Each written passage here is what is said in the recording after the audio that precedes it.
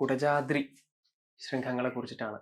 ആചാര്യസ്വാമികൾക്ക് ഭഗവതി ആദ്യം ബോധത്തിൽ തെളിഞ്ഞു, ആ സാന്നിധ്യം കണ്ടു എന്ന് നമ്മളെല്ലാവരും കേട്ടിട്ടുള്ള കുടജാദ്രി, ആ സ്ഥാനത്തിനെ കുറിച്ച് ക്ഷേത്രത്തിൽ വന്ന് തൊഴുതതിന് ശേഷം കുടജാദ്രിയിലേക്ക് കയറി അവിടുത്തെ ചൈതന്യത്തിനെയും കൂടെ വണങ്ങേണ്ടതിന്റെ പ്രാധാന്യം ഒന്ന് പറഞ്ഞു തരാമോ?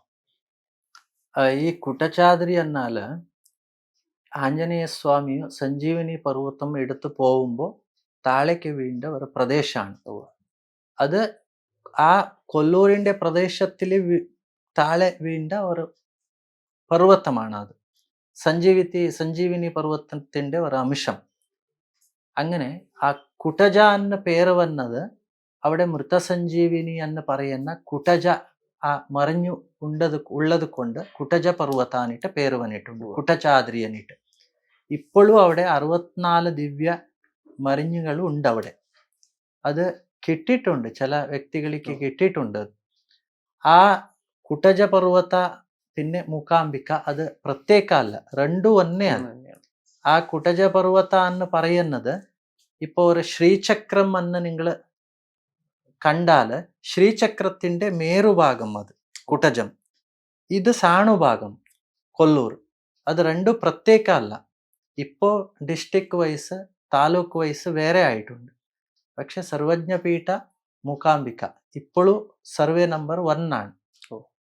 സർവേയിൽ ലാൻഡ് സർവേയിൽ സർവേ നമ്പർ 1 ആണ്. ആദിശങ്കർ അവിടെ സ്ഥാപിച്ച സർവജ്ഞപീഠ, സർവജ്ഞനായ ആദിശങ്കർ സർവജ്ഞപീഠം സ്ഥാപിച്ചു.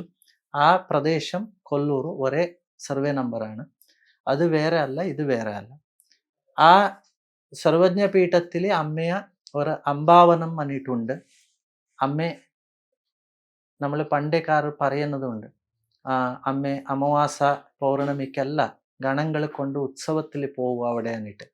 അങ്ങനെ അമ്മയെ ഒരു പ്രദേശമാണ് അത് കുടജാദ്രി എന്ന് പറയുന്നത്. അതിനെ ആദിശങ്കർ അവിടെ തപസ് ചെയ്തു സ്വയംഭൂയെ ഒരു തീക്ഷ്ണമായിട്ടുള്ള ഒരു ചൈതന്യം കണ്ടിട്ട് താഴെ വീണ് അമ്മയെ ദർശനം ചെയ്തു എന്ന് ഐതിഹ്യം.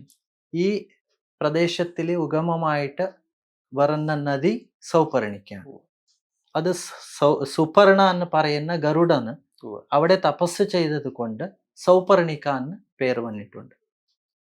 ഇത് കുടജാദ്രിയ ഒരു വൈശിഷ്ട്യം.